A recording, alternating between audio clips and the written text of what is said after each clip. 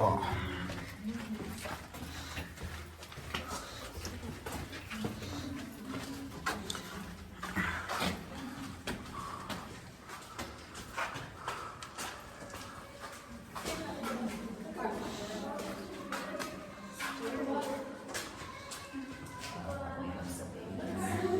Yeah, I can hear some noise. Munga de وخت د ورجینیا په یو غار کې یو caverns دلته کې غار د ډېر غټ د قدرتي غار دی په زرګونو کاله زوړ دی انسان پکې د دې مطابق چرته کې نه دی اوسېدلی نو تاسو ته به د دې ټول سیل درکو تاسو به موږ سره یې په دې کې صحیح ده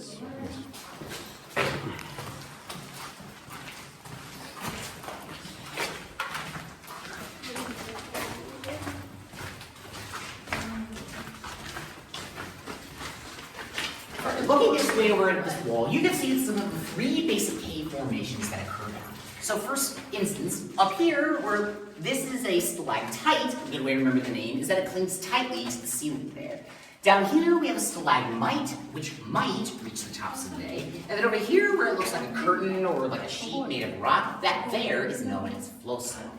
Each one of these might look a little bit different from each other, but all three of them are formed basically in the exact same way. So water will seep in through the limestone ceiling, and it'll pick up minerals as it's traveling along. And if the water on the ceiling evaporates, those minerals will be left behind, forming the stalactite. If the water continues to drip down onto like a cave ledge right here, some of those minerals will continue to build up from the spot it dripped onto, and it'll slowly build up the stalagmite. And flowstone is formed basically the same way as stalactite, except the rock comes in at more of an angle, and this gives it that flow-like or drapery kind of look that it has. Scientists estimate that it takes about 125 years on average just for a cubic inch of a stalactite or stalagmite to grow. So in about 2,000 years, these two formations will eventually come together, and when they join, they'll form what's known as a column. Now I doubt any of you have either the time or the patience to see two rocks come together. So if you follow me, I'll be pointing out a column just up ahead. Could you excuse me real quick?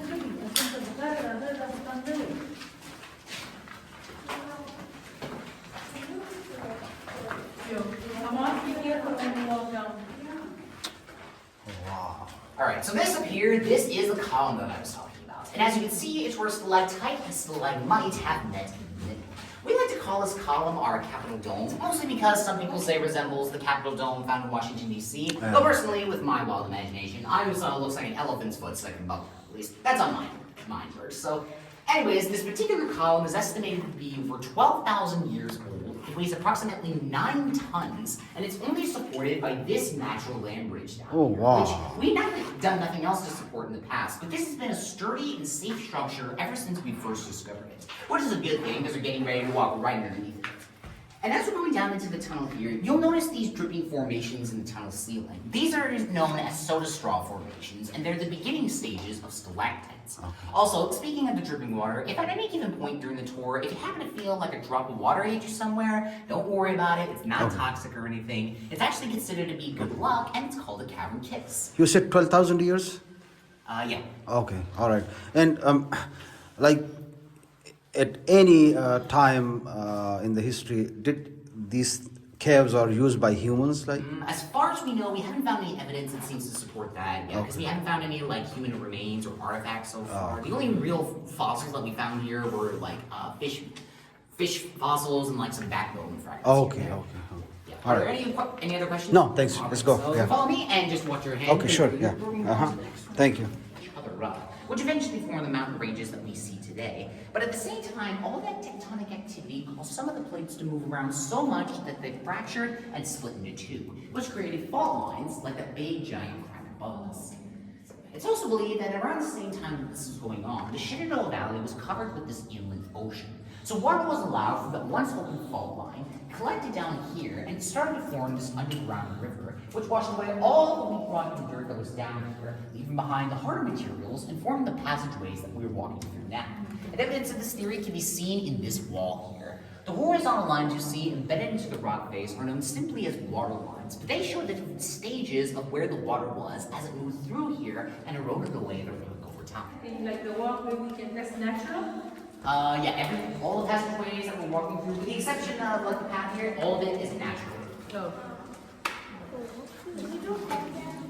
It's just distinguishing well, right? When you're done checking it out, just go to the red spot.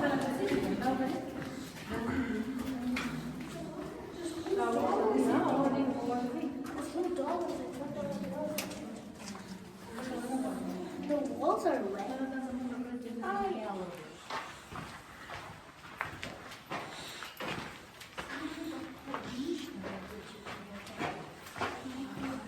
So if you'll just do me a favor and line up with your backs to this end wall here, looking this way a couple lights, and whoever's at the front, just stop at this light picture.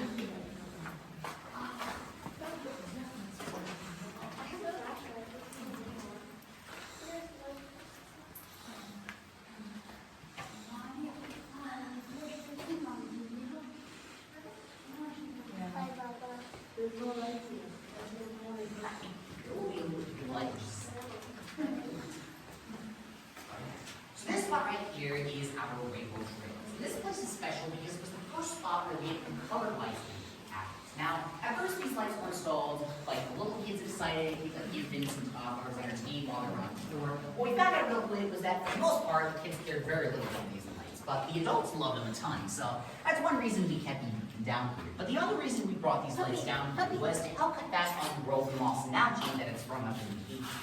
You see, when we come down here, we bring down the spores and the pollen from outside down below. And all of that pollen mixed with the humid air in here and the heat from the white light causes some. Okay, so yeah, this is a pretty open area.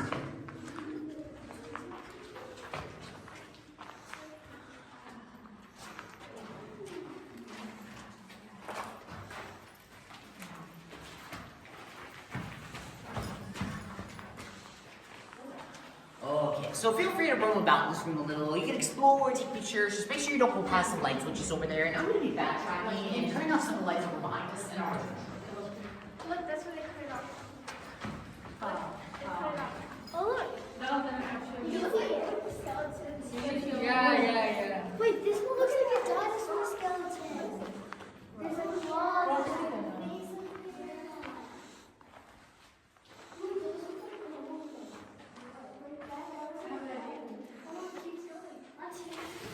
Alright, so looking over to the right here, you'll notice that is the trout stream that we just saw earlier. And water is flowing down this channel and into the Rainbow Falls that we saw earlier. So that's the connection between the 2 points there. Oh, okay. Sarva, stay away.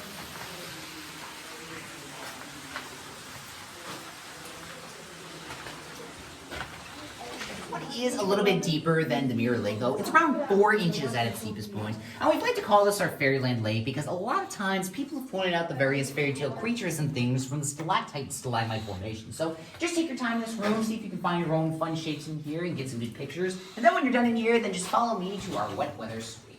That looks like a person. Yeah, it looks like a person. Wait, come here. You see that? You see that thing right there? It looks like Snowy sitting down, a cat. Oh yeah, that looks like a cat sitting down. That looks like a turtle. Yeah, over there looks like a turtle. If you look up at the ceiling here, you'll notice there are these big gaping holes in the ceiling. These holes here are known as solution pockets, and they were formed when that underground river swept through here and built up immense pressure into the tunnel ceiling, creating kind of like this upside-down whirlpool. And this whirlpool of water washed away all the weak rock and dirt that was up there, eventually leaving behind these holes. And the last one you see at the very end here, it goes to the furthest, being at around 30 feet deep, but does not reach the surface because we're too far into the ground still for it to reach that.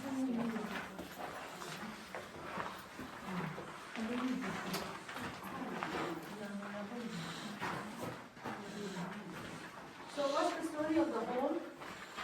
Yes, no, it's stages of growth that anthodites go through. Because other than that, figuring out what starts that whole process in the first place has been a big mystery for scientists to crack. And as far as I'm aware, they're still trying to figure out what starts it in the first place. So they do research on these as well? They do some research on these anthodites. It's been a while since any scientist has actually come down to the cave and actually looked at it. If they do study the anthodites, they probably use like samples that they found from other caves and they study them at like the Smithsonian.